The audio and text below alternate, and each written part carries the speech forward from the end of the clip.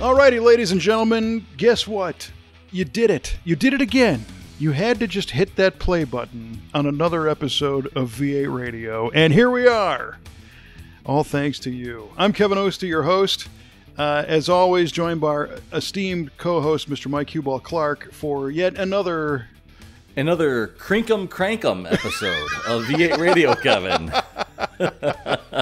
Crinkum Crankum. That's right. Oh, I love the sound of that. That sounds like a character from some 50s animated, holiday special or something. What does Crinkum Crankum mean? That is a word from an English word from the 18th century, meaning something that's full of twists and turns. Crinkum Crankum it is. Well, no particular reason for that overselling adjective at all. I mean, there's really nothing going on. No, right. No, I mean, it's pretty much business as usual. Yes, and we were discussing before the show started that, generally our show prep, if you will, is pretty minimalistic on this show, but this time it's like zero. So there will be some crinkums and some crankums for sure. Right on. Oh, man, lots to cover. I don't know what it is, but I'm sure there will be lots to cover. And before we get started on this particular show, those of you who've listened before know that we tend to start these off with an automotive-esque trivia question. And Mikey, do you have one? Did you prepare a trivia question? I certainly do have a trivia question today, Kev, and here we go. All right. We've all heard of cable TV. I have. But what, Kevin? Yeah. I've seen it. But in automotive terms, what is a TV cable? Oh, how about that? That's a crinkum crankum trivia question. Oh, you see what I did? I crinked you, then I cranked you. Yes, my crankum has been cranked. Oh, that's outstanding. I mean, you win this trivia question thing just for that. I got to hand it Thanks. All right, winner. Yeah. And thanks very much for listening, folks. See you next time. Next time. Okay, so the TV cable is a cable connection that goes from the transmission to the throttle lever on a carburetor or on a throttle body. Excuse me. And it stands for throttle valve cable, and what it means is it controls basically the shifting characteristics of a mechanically controlled automotive overdrive transmission. So your 700R4 GM or your Ford AOD both have a form of a TV cable. I think so. That's my guess.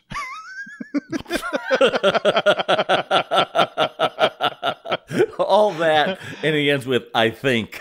I also think that if you do not have your TV cable set, especially in Ford applications, if it's not proper, you can destroy a brand new automotive transmission like a Ford AOD within 7 blocks. Oh, ouch. I think. Allegedly. Yeah, don't ask me how I think I know that one.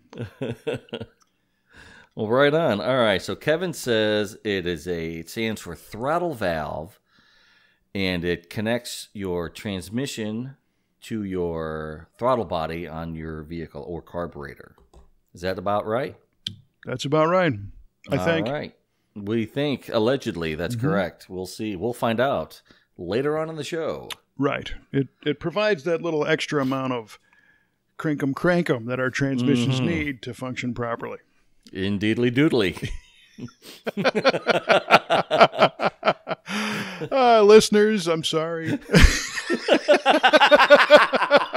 I'm just telling you right now. Got him. It's going to be one of those shows. Oh, man. All right. Well, you're a Pontiac guy. Oh, there we go. Today I found myself driving one of our customers' vehicles that we had performed some high-performance upgrades on, and I noticed an interesting badge on the dashboard. And this is... I'm going to give you 2 ways to go with this. This is like the equivalent of a choose-your-own-adventure. Oh, I loved those books when I was a kid. So you can, A, either tell me what this means that I'm going to ask you. Uh-huh. Or B, you can tell me where it's found. Okay. Okay. So what I'm referring to is a badge on the dashboard that said RTS. RTS. And then it had a few words after that. The words would give it away. But if you can tell me what the RTS badge was, what it means, that's one adventure you could have. Or if you could tell me on what vehicles this was found on, that's the other adventure. How about that? That's a little crinkum and a crankum. Oh, wow. I might crink and crank that answer. Let's see. Bonus here. points if you crink and crank. Yeah, well, let's do it then. The Clampett brothers. Here we go. I have seen that badge. We interrupt our program to bring you this important message. Attention V8 radio listeners. We interrupt this episode because at this point of our program, someone on the V8 radio team had a slip of the tongue, resulting in a comment deemed inappropriate for the family nature and wholesome goodness of V8 radio. While we will not be sharing the comment, we felt the ensuing raging laughter was just too good not to share, especially at a time when everyone could use a good laugh. We now return you to the show. Hope you enjoy the laughs.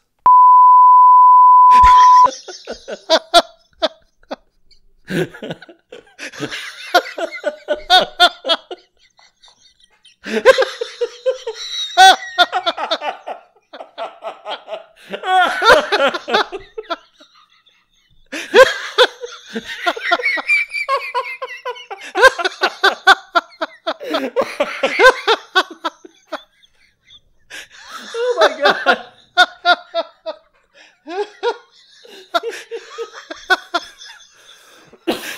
Oh my God.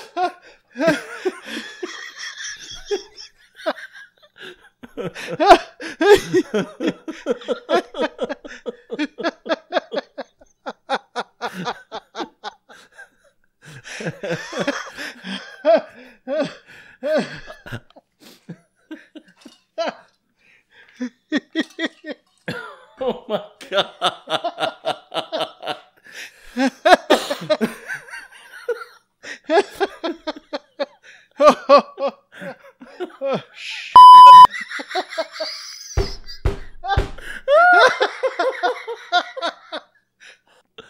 Oh, heavens to Betsy, that was beautiful. Yeah. Oh, man. All right. All right, so RTS. Yes. As a matter of fact, I have seen that before on a Pontiac, and I have even owned a few that have had that badge on it. So what RTS is, it stands for radial tuned suspension. Oh, and it could. Yeah, big words from a big man.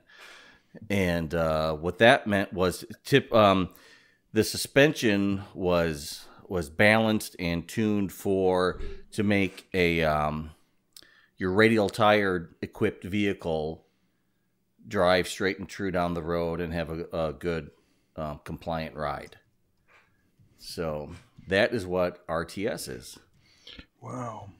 And do you want to go for the crank side of that and explain where that was found and when? Oh, well, the car I had that had that, actually I had two cars that had it. I had a 76 Le Mans station wagon, and it was on the dash, I believe I think it was right above the steering column is where that badge was located. Either right above the steering column or just off to the right a little bit. But it was prevalent on the dash and easy to see, and it was kind of a selling feature for the car. Does that suffice your crank? Well, what was the other car you had? I was looking for more. What vehicles did this feature? Oh, well, any car equipped with radial tires from the factory would have that. So my 76 Le Mans had it, and my 77 Formula had it. Both equipped with radial tires from the factory. I'm noting but this.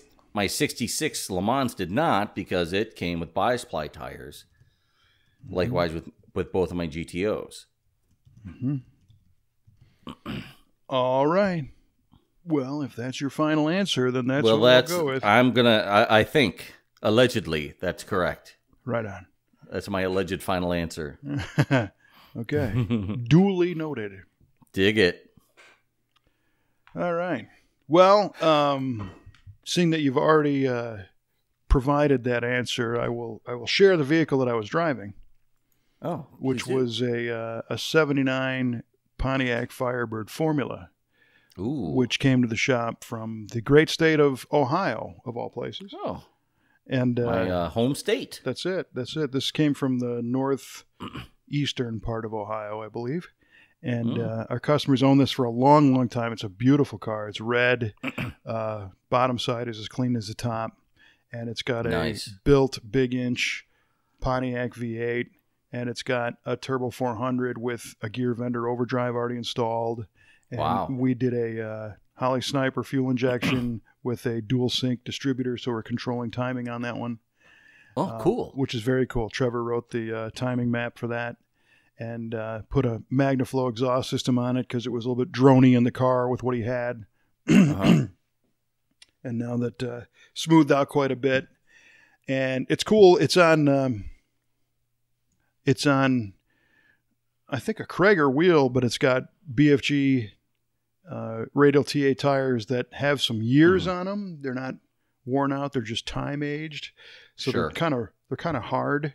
Yeah, which means this thing also has like a 3,000 stall converter in it, and it will just annihilate these tires. Yeah, just even thinking about it. So yeah. It's a fun car. It's beautiful. We restuffed the front seats and put new covers on them, did new door panels in our interior shop, put some new weather strip in it. But it's super clean, and it was a nice car to work on. It didn't fight us. Everything kind of played along, nice. and now you just turn that key and it lights right off, and it does what it's supposed to do. So I was driving it today to put a few test miles on it to make sure that everything is functioning the way it's supposed to. And I noticed that badge, and I went, there's some trivia in there somewhere. Yeah, man. Yeah, that's cool stuff. Sounds like a beautiful car. It is. It's very nice. There's pictures of it on our website. Is there? Okay. Under the photo galleries. Yeah. And we're going to shoot a little video on that one, too. Nice. So, yeah. So the rest of the elephant in the room is, as we record this, we are under the coronavirus ramifications for the world, and quite frankly, it sucks for everybody, but we're all trying to kind of make the best of this whole situation. Your world has changed quite a bit. Yes, it has. My company has transformed into a completely work-at-home company, except for, of course, field personnel and people who are customer-facing are still expected to go out and, on a limited basis, perform service tasks only if they're customer initiated. So typically these guys could do courtesy calls and go in and do a cleaning. We can't do that anymore. They've been issued gloves. They have to, maintain certain distance from people and, follow all the guidelines that the CDC has set down for to minimize possible transmission of this dastardly virus. Yeah, it's crazy, man. I mean, we're in kind of a unique spot because technically our shop's in Illinois, and the governor of Illinois last week issued a decree saying that, all non-essential businesses are closed. And you can leave your house to go to the grocery store or the doctor or whatever, but you're supposed to stay inside. And non-essential businesses, are subject to this. Essential businesses are, obviously healthcare and essential services. But in our case, we're an automotive restoration shop, but under the guidelines of the Department of Homeland Security, we kind of fit under automotive repair, right? And granted, we're not a general repair facility. We don't fix people's cars, broken fan belts and water pumps and stuff.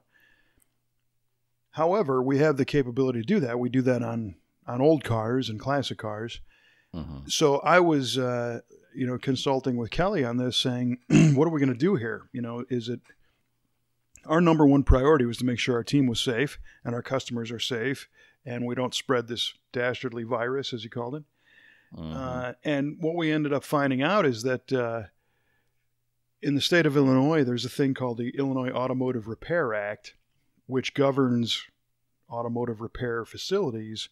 And we, as a restoration shop, fall under those guidelines, even though I don't really want to, because those are more for your general repair shop. But in the past, we've had questions about this, and it's always come up that, well, you guys fall under the Illinois Automotive Repair Act, which means we are technically an essential service, right? So my mission through all this is to keep our team safe and to hopefully keep business moving along as normal. And as long as we have customers who are desiring our services and want us to continue to work on their cars, then we should, if we can be safe about it, we should probably do that. Because there are a lot of businesses that are closing down or are laying people off, and those are negative effects on the economy, on these people's livelihoods. And that's the last thing I want to do, is have a negative impact on our team. So we decided to take some safety precautions. We closed our doors to the general public. We've trained our team to be 6 or 7 feet away from each other at all times, to wash their hands. They're taking lunch in place instead of joining everybody at the lunch table. And they all have the freedom, if they don't feel well or they don't like this situation, they can go home without penalty and ride this out. But they've all chosen, the technicians anyway, to come to work because they want to focus on what they're doing. It's a nice way to kind of mentally stay in tune and not freak out about all this stuff. And they all feel safe. They're washing their hands and staying those safe distances away. And luckily, our customers have all wanted to continue with the services, and we haven't had anybody that is scaling back on the projects, because I think they're looking at their projects as an escape themselves. They want these things done so that they can get their life back to normal. We've set up a system where all the deliveries happen outside the building. The parts get dropped off. There's no human contact. And then they come in, after a small period of time, and we've instructed our team to take their temperatures before they come to work, and really just exercise every precaution possible. Sure.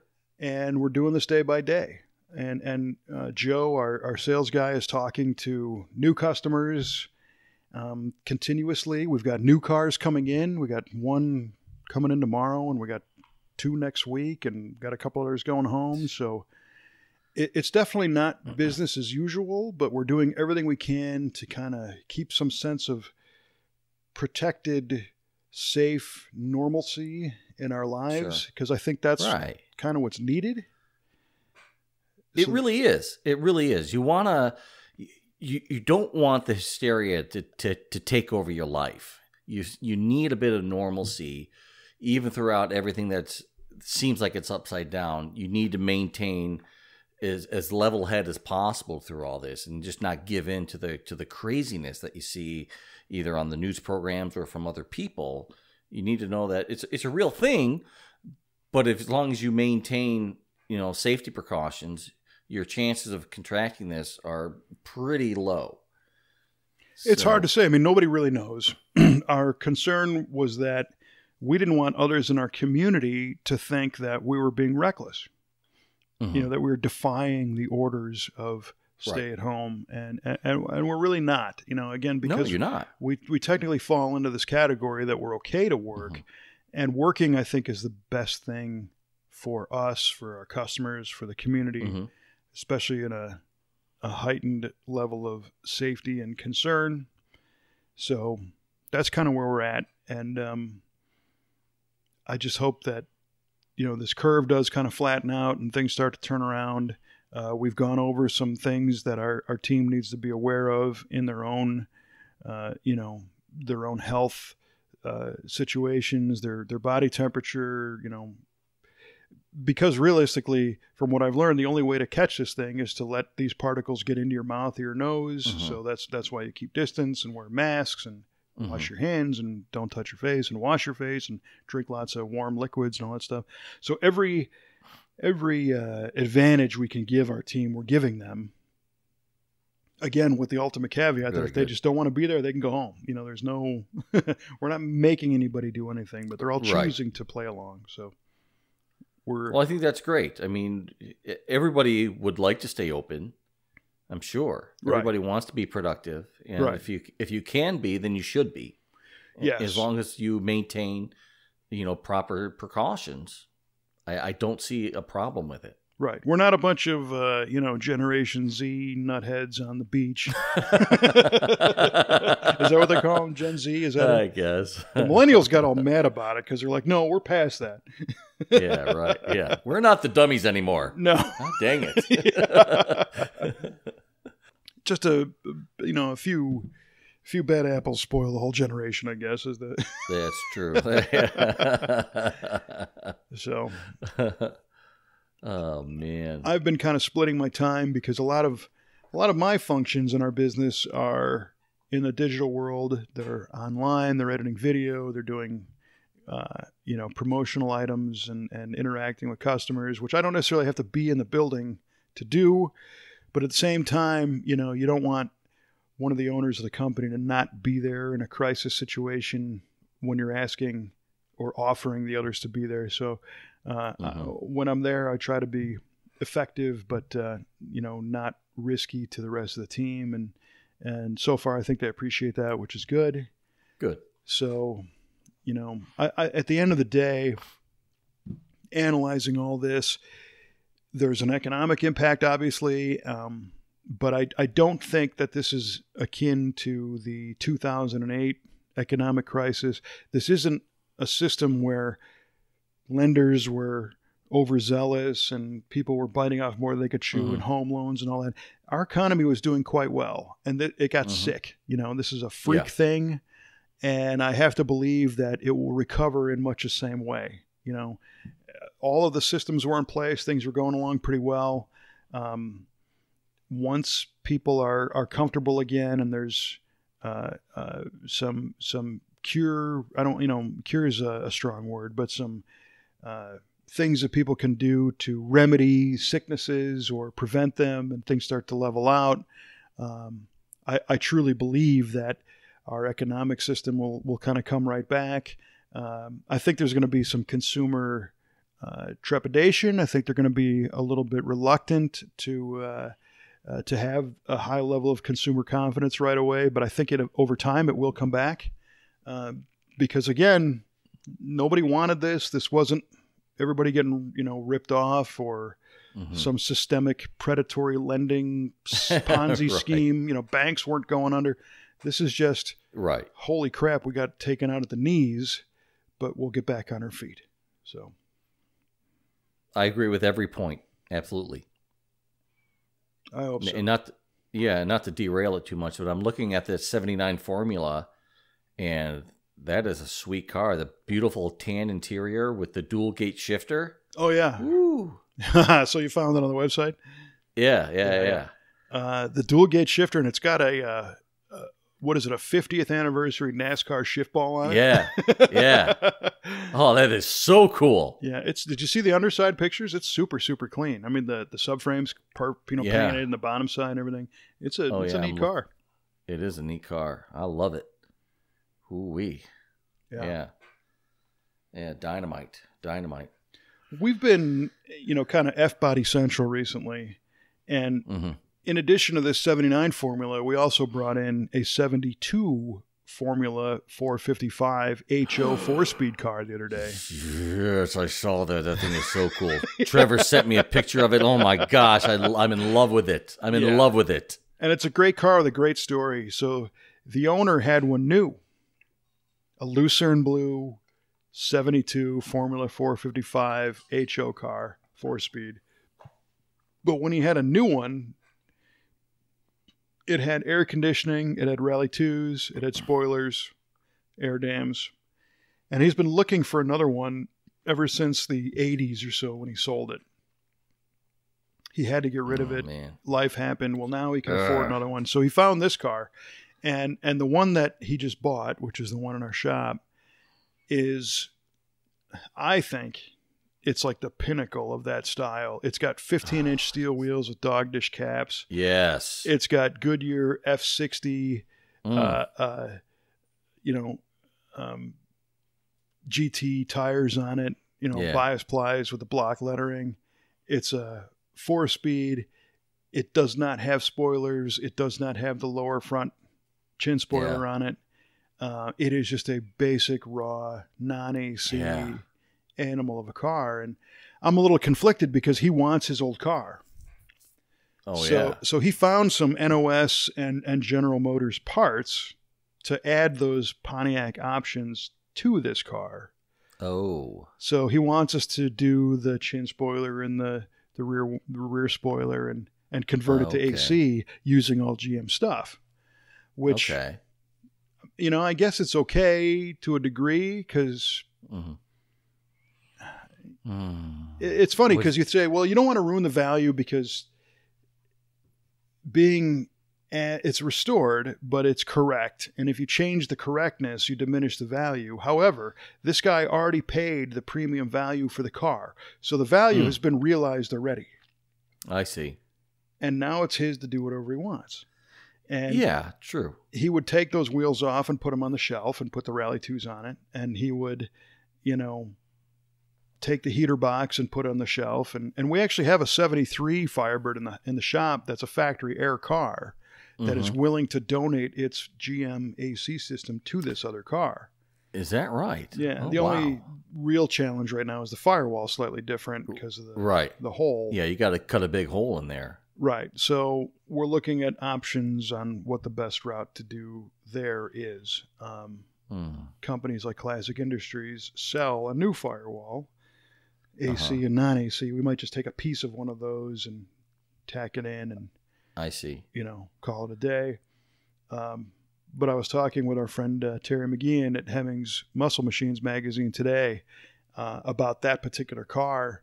And he was pointing out some interesting details on it that I did not know. For example, the lower valance in the front is plastic on the 72 HO Formula 455 cars. And apparently there was some manufacturing challenge because they wanted these two little slits underneath the bumper for airflow and for style. And they could not get that panel to stamp properly in steel. The steel ones have a much bigger opening. The downside to the steel one is that bigger opening shows you things that the Pontiac designers didn't want you to see through the hole.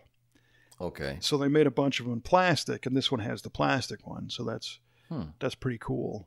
But it's correct down to the orange paint mark on the rear end and all the stuff underneath. And man. Yeah. And it was a neat experience because the customer came to us before the car was purchased, and he said, "Hey, I'm thinking about buying this car." And I said, "Where is it?" And he said, "It's in Southern California."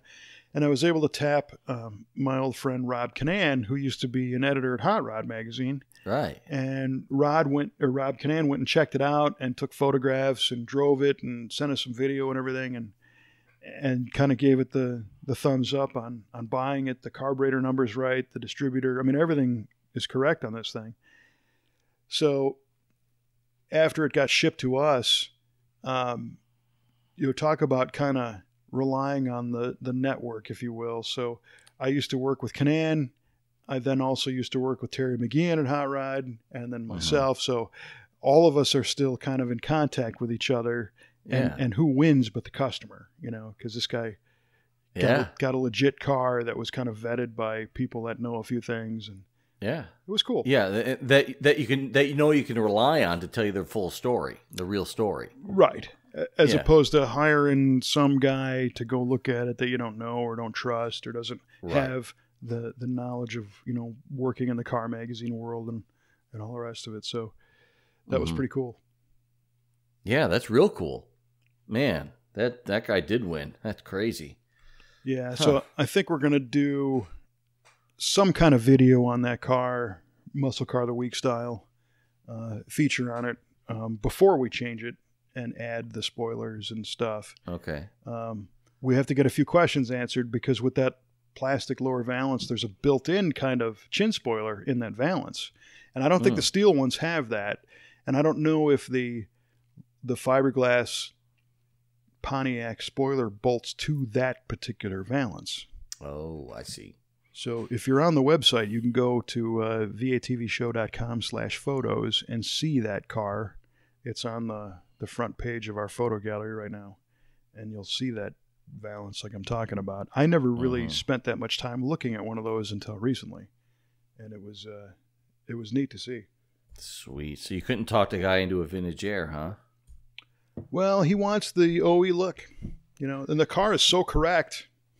I don't really blame him. I get it. But it takes up a lot of real estate under the hood, though, that the evaporator and all that stuff. It does. So, but again, if it's GM stuff, and it could have come on it. Yeah. Well, yeah, I know it could have come on it. He's got the PHS documentation on the car, which and build sheets, which say it didn't have that, but it's his and he doesn't care, so. Sure. Yeah.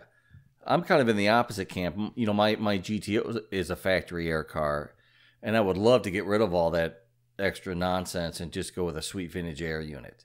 Right. It's still a factory air car. It's just a better AC and a more efficient AC unit, and it kind of cleans up the engine bay a lot, I think. Well, in your case, you don't care about the correctness as much. So what I would say to you is just keep all that stuff because somebody might want it. Yeah, true. Yeah, I'm looking at this chin spoiler. Okay, I see the slits you're talking about. And then look below that. There's like a little... Yeah, like a little chin spoiler. Yeah, a little molded in body colored chin spoiler there. It's cool looking. It's very cool looking. Yeah. I never knew that was there before. Yeah, I didn't either. And now I'm trying to figure out what the term would be if you modify a perfectly stock car with original parts. Is that a resto mod? No. What is it? I don't know, man. We're forging new territory here, buddy. Yeah.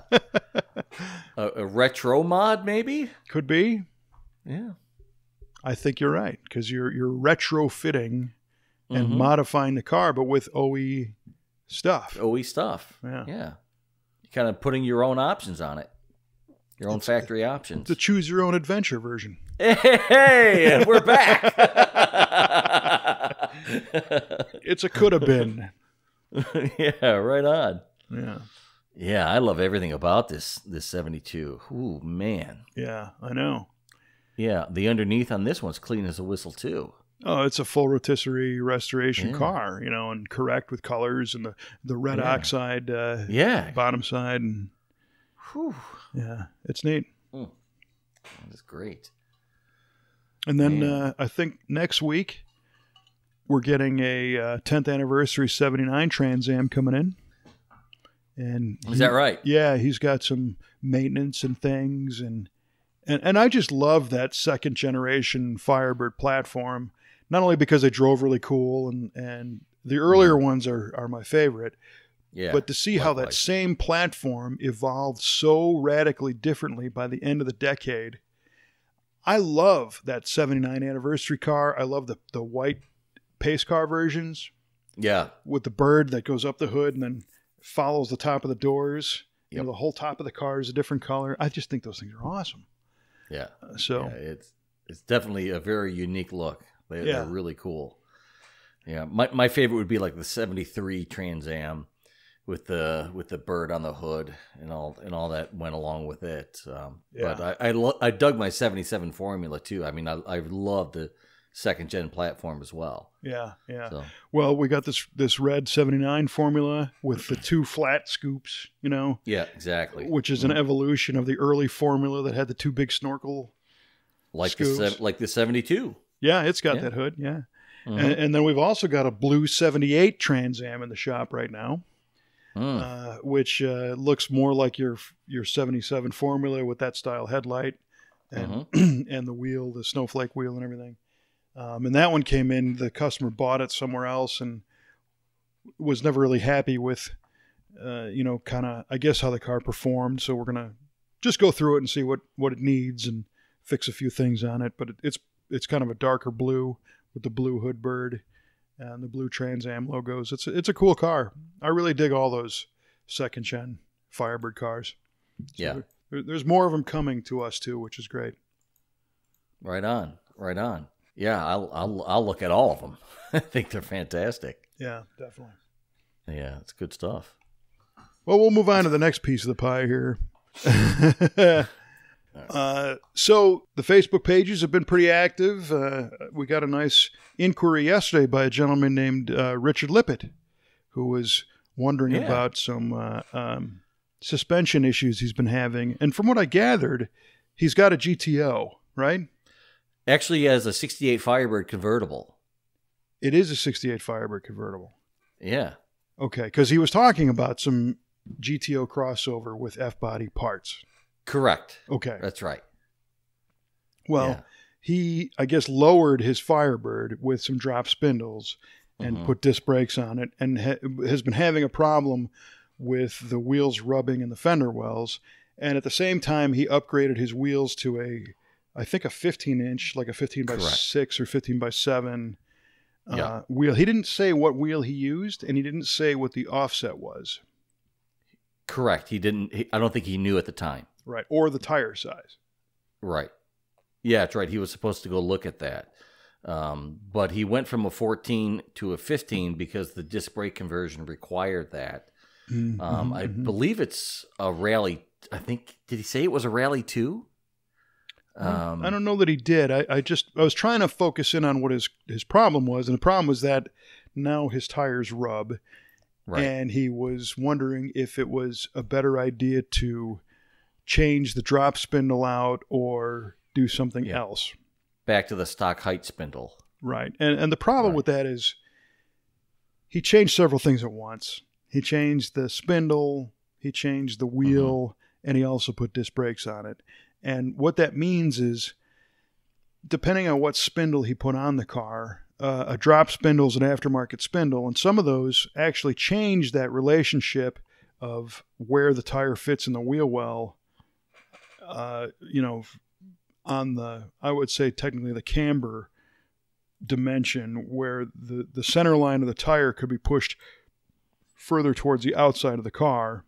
Right. And that may have been in play. The next thing is that whenever you add disc brakes, technically you generally add about 1/4 of an inch offset as well, because of the thickness of the rotor and the way they mount. A lot of times there's a little ring that goes onto the spindle itself and kicks everything outboard. So a disc brake car might be a little bit wider of a track than a drum brake car just by doing that conversion. So now he might have two things that pushed his wheels further outboard. Plus, we don't know what offset his wheels were. They're wider, so it's going to have an effect.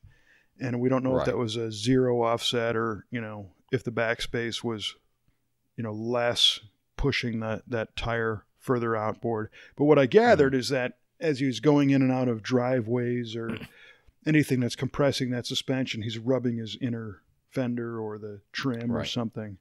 And it's a common thing. And what we've learned is that we like to get the spindle and the brake figured out and then measure for the tire and wheel. Right. And then fit them into the hole that you have. Sure. So in his situation, I didn't want to tell the guy to just, no, you need to go buy everything new and start over, Yeah. Yeah. So, he has options at this point. Even if he left, his best course of action would be to measure for proper offset and proper backspacing on another wheel and see if that will fit his needs. Wouldn't you agree? I agree. If he's going to do anything, it didn't sound like he was really married to that drop spindle. True. Yeah, I kind of got that same sentiment. But I also kind of suspected that he did the drop spindle to get the disc brake. So it might all be part of the same thing. Because a lot of times those F-bodies, the spindle, I think what it really comes down to is there's a bolt on the top side of the spindle that bolted the backing plate from the drums to the spindle itself. Right. And that's a different size than the disc brake bracket. Mm-hmm. So in order to convert from drum to disc, you either have to get a disc brake spindle or drill that thing and make it bigger. And right. I mean, I did the same thing on my GTO. I went from a front drum brakes to front disc brakes, and I bought a kit through Summit Racing. And yeah, it came with a proper disc brake spindle that I had to attach. Right. With everything was made for it, and a different master cylinder and a different brake booster. And my brakes still suck, which I still need to get looked at. Well, there's that. Yeah. I thought it would fix that, but it didn't. Yeah. So, but the other reason why I wanted to mention Mr. Lippitt is he did also bring up a piece of trivia that he claimed that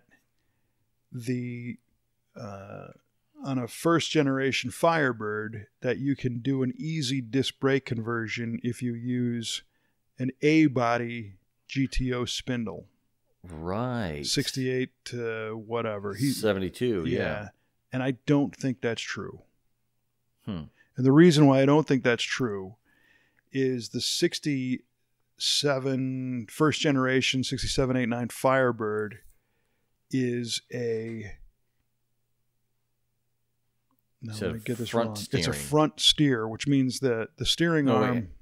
Actually, I'm looking at the correspondence right now. It says Firebirds are rear steer. First gens. Yeah. GTOs are front steer. Right. So what that means is the steering arm points towards the windshield, and the linkage is behind the cross member. But on the GTO, that steering linkage points to the front of the car, the steering arms, and the linkage is ahead of the cross member. And I don't know that you can just flip that steering arm or reverse the spindle left to right to get the right connection. And if you flip them, I think you change the geometry and cause some issues. I see. So I don't know that that's correct, what he suggested. So I guess the long way is, if I was to try and answer his question, the best thing to do at this point would be probably to keep the spindle and keep the brakes and then measure for a wheel and get the right offset. And that might suck the wheel in a little bit more under the car and avoid that rubbing issue that he's got. But this is what we deal with day in, day out. Right. Sure. Oh, absolutely. I mean, I'm sure maybe even a different tire size would have an effect as well, depending on how high or low the profile is on the tire. Totally. So you never know. But it all comes into a system of compromise. Because if you change the tire size, well, then you might change the rake angle of the car. You might lower the car even further. If he's on a drop spindle, he might lose even more ground clearance. Yeah, that's a good point. And that's why it's important to do the homework ahead of time and start with what you've got and kind of measure things out and have a clear goal in mind. So what do you want to do? Do you want disc brakes, or do you want to lower the car, or do you want to do both? And what wheel do you really want? And then try and make all those pieces work together. On a more grand scale, when we're doing a Detroit Speed subframe and a high dollar pro touring car, the worst scenario is if you order the wheels without measuring them and just go by what somebody says, because every single time it will be wrong. So we actually produced a video for Forge Line on how to measure wheels, properly. Yes, you did. And you got to get the subframe in place. You got to get the spring. You got to get brake set up and measure all that stuff, and then order the wheels. Because once you put an order in for custom wheels, they're yours. Yeah, you own them. Yeah.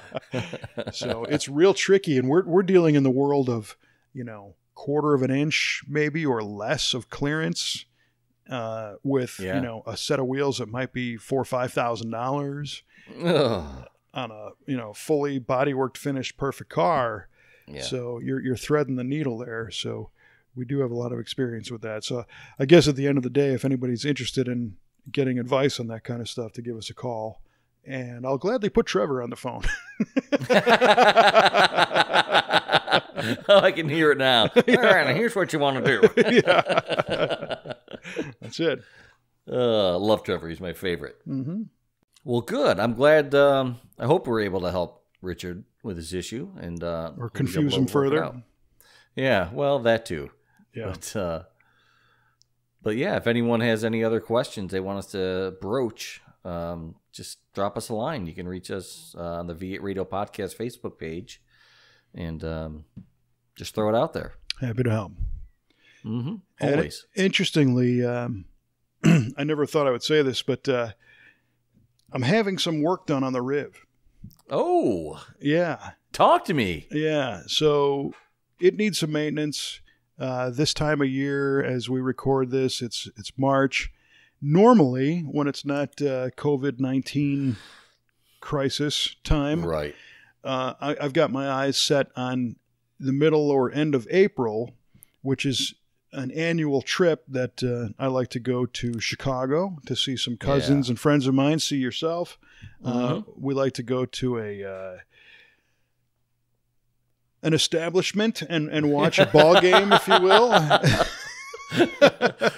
We go to the bingo parlor at the YMCA. That's right. I'm not the world's biggest baseball fan, but what I do like about baseball is it generally provides for an atmosphere that's a lot of fun.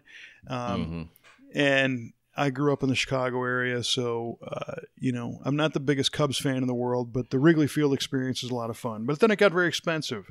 So my cousins and I and yourself and a few friends have, for the past however many years, go to one of the bars across from Wrigley Field, have a nice day of it early in the season. I used to go to the home opener, but now we've kind of relaxed that a little bit to make it a Saturday afternoon game.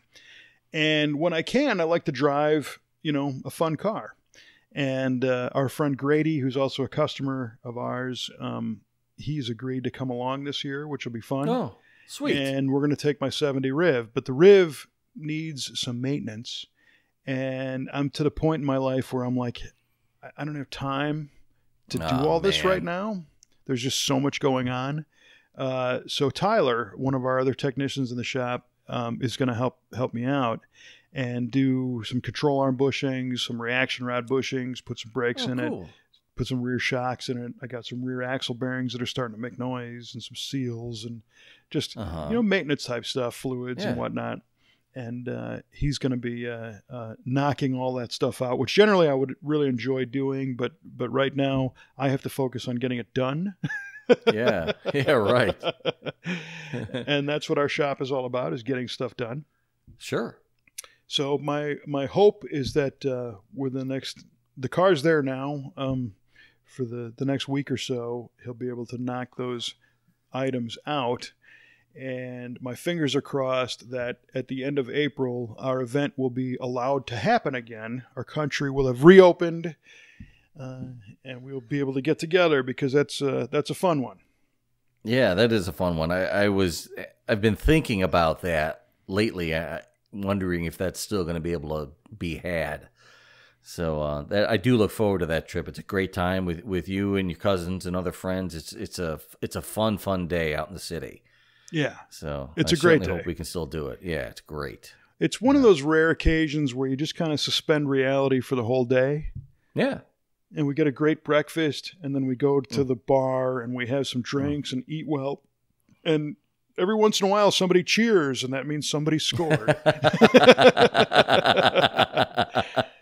Right on. And then we go to D'Agostino's Pizza in Chicago, which is owned by the D'Agostino family. Of course, our friend Jeff D'Agostino was the lead machinist at Fast Times Motorworks for many, many years. Right on. Who built Nick Scavo's race engines and set all kinds of NMCA records with Chuck Samuel and a lot of those guys. And it's neat to see a lot of our racing buddies and car guy friends and just blow off an entire day, and just have fun. And we don't get to do that very often, and I'm aggravated that that might be in jeopardy, but we'll see. Yeah. But the good thing is, no matter what, the car will get dialed in before that. So, you mean that the 1970 Riv that had the original date-coated fan belts on it when you bought it needs some maintenance? Amazing.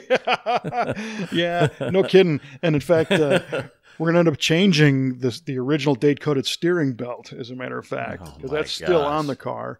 Holy cow! As are the you hoses. Like to live dangerously. Yeah, the upper and lower radiator hoses are the originals on it, and I've got new ones. And but I take all that junk off and keep it in a box, just because. Of course you do. That's what you do. That's what I do. Yeah. That's right, man. That car just turned 35,000 miles the other day. That's insane. What a time capsule. Yeah, it really is. And it's fun. Even with a completely, it's more of a time worn out front end than a mileage worn out. Right. Because we've all seen crack, they dry out, and it's just but they're still there. It's not like a 300,000 mile neglected car where there's like no bushings in it. These ball joints are probably okay, but we're putting new ones in, and the bushings are still there. They're just kind of shrunken and cracked and stuff, but it still drives great, even as loose as it is. We're going to change the driver's side window weather strip and leave the passenger. The passenger's fine. It's soft and it works. The driver's side, it's funny. It's an interesting study in the dynamics of the car, because follow along, if you will. Tell me. If you get in the car and roll the window up and close the door and start driving, the car is completely silent inside. If you roll the window down while you're driving and roll it back up, it will whistle. Because the pressure inside the vehicle, the air is trying to get out. The more you increase the speed, the more that interior air is trying to get out. And it won't seal enough while the car is in motion. But when the car's stopped, you can seal it enough to where it won't whistle. Interesting. Yeah, but at the end of the day... that door is a frameless door, right? Correct. Okay, yeah. All right, that makes total sense then.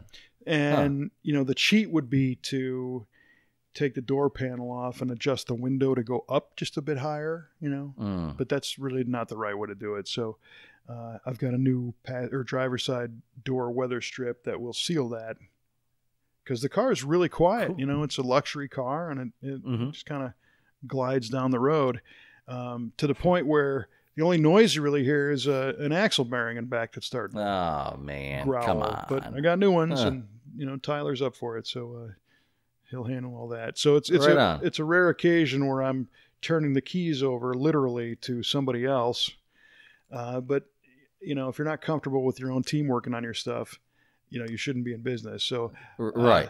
It's not a situation where I'm not comfortable with them doing it. It's just that I really wanted to do it, but I don't have the time. So, yeah. Well, that's good for that Tyler would step up and help you out like that. He's a good guy. He'll do it better than me. I know it. Right on. That's true. Yeah. Yeah. It's always better when someone else does it. It's like magic. Woo! Well, there's that. I mean, you drop it off and pick it up, but at the same time, he's a zillion times more of a mechanic than I am. So, let's just get it done right. Yeah. Which is not to say that I won't be giving him some guidance on how I want the brakes done. Just leave him alone. A few things. Just leave him alone. Well, don't seagull him. It's an aluminum drum car, so the brakes got to be set properly and all that stuff, because you can't. He knows what he's doing. Tyler, I'm going to bat for you. He knows what he's doing. Leave the kid alone. Yeah, he does. It's true. All right. Well, listen, Mr. Trivia Question. Yes, sir. Let's see. Your question to me, I don't remember. What was it? My question to you was... It was about a TV show. A TV... Yeah, we've heard of cable TV. Right. But what is a TV cable? Right. And you so eloquently said that it is a cable that runs from your auto overdrive transmission to your throttle body, and it is used to adjust line pressures at varying throttle rates and all that good stuff. Right. And... you know damn right you're right. So congratulations. You are correct, sir. Well, I stand by that, and good thing, because it's one of the few things that I knew. I knew you'd know it. I just wanted to throw it out there for the rest of the people who may not. Yeah, right on. That's why they call it trivia. Exactly. Well, my question to you was, driving this 79 Pontiac Firebird Formula, I noticed a badge on the dash that said RTS. What does that mean? And I gave you the option to tell me what it meant and what cars it came on. Mm-hmm. And you chose both. So you said that it stands for radial tuned suspension, which meant that the suspension was designed to run straight, true, and compliant with radial tire cars. And that's true. Absolutely. You got that right. Woo! And you had a 76 Le Mans wagon, which I never knew you had one of those. Oh, yeah. It's a great car. I loved it. Yeah. That was yours or your family car? It was my stepmom's. And then when she got a new car, I got the Le Mans when I was in high school. Was it brown? It was blue. Oh. It was like, it was beautiful shade of blue with the wood grain going down the side. Oh, no below kidding. The belt line of the door, yeah. And in 76, did it have taillights in the bumper? No. Did not have taillights in the bumper. Huh, interesting. I believe they were above the bumper. I'm thinking maybe of the Malibu that had the taillights in the bumper. I'd have to think again, but I don't think they were in the bumper. Yeah. Big piece of glass, rear window. Mm-hmm. Yeah. Rear hatch that popped up. It was it wasn't the full size. It was right. the A body. Yep. But it was a great car. 400 2-barrel. I drove it like it was a Corvette. Of course you did. Why wouldn't you? I beat the snot out of it, man. I ended up blowing the transmission, and when my dad wanted us to drive it to the transmission shop, I had to floor it just to going 55 on the expressway. I got it there, and it had a cracked piston, and it was just making all kinds of noise. They ended up replacing the transmission, and a few hundred miles later, the whole connecting rod just blew apart. Nice. Blew a hole in the pan. Good work. It was horrible. Oh yeah, it's great. Yeah. He was mad at me twice on that one. I bet. Yeah. Well, that was the little brother to the clamshell wagon. Mm-hmm. The clamshell wagons those things are hot. Oh, yeah. That's where the rear gate disappears underneath the floor, and the rear window goes up into the roof. Yeah, right. Yeah, those are cool. There's a great clamshell wagon Facebook group that you should check out. Is it? Okay. I've been a member for a while, yeah. I will check it out. Yeah, right on. So your 76 Le Mans wagon had a badge on the dash above the column that said radial tuned suspension, and also did your 77 Formula. Yes, it did. So the little bit of research I found is that 1971 through 1981 Pontiacs had that badge if you ordered radial tires, because they were an option. Mm-hmm. And it provided a different spring, a different shock. And on the Firebird, like I was driving, it included a rear sway bar, because the radial tire allowed to have a stiffer suspension, but still provide a comfortable enough ride because of the tire design over a bias ply. So pretty cool. Mm-hmm. Kind of a weird feature that became a marketing thing. Yeah, right. The same way you see cars from the 80s that have a badge on the back that say fuel injection. Yeah. Or to your point, the Fords that had, like a Ford Fairmont that had automatic overdrive stickers in the window. And today it's like, yeah, well, why the hell wouldn't it? Yeah. How dare you not have that? It's like a sticker that says paint. Windows. That's about right. Steering wheel equipped. 4 complete wheels. Yes, right on. All right, so we both win. Yay! Yay! Right on. That doesn't happen that often. No, but we're in drastic times, so yeah, man. Calls for easier questions. I appreciate the softball. I really do. Yeah, I don't really want to think too hard about this one myself. All right, good deal. All right, man. Well, this was a lot of fun. Nice diversion from the craziness of the world. Amen. If you enjoy listening to the show, you can find us on iTunes, Apple Podcasts, Spotify, TuneIn Radio, Google Play, Google Podcasts, the Stitcher Radio app, iHeartRadio, Player FM, Podbean, Podchaser. Of course, you can find us on our Facebook page and also on varadio.com and a few others, I believe, which is pretty cool. And we encourage you to subscribe. You know what? Check all of those different apps and find the one that is the least annoying to use and then subscribe to it. That's what I recommend. Great advice. Yeah, well, I do what I can. Yeah, man.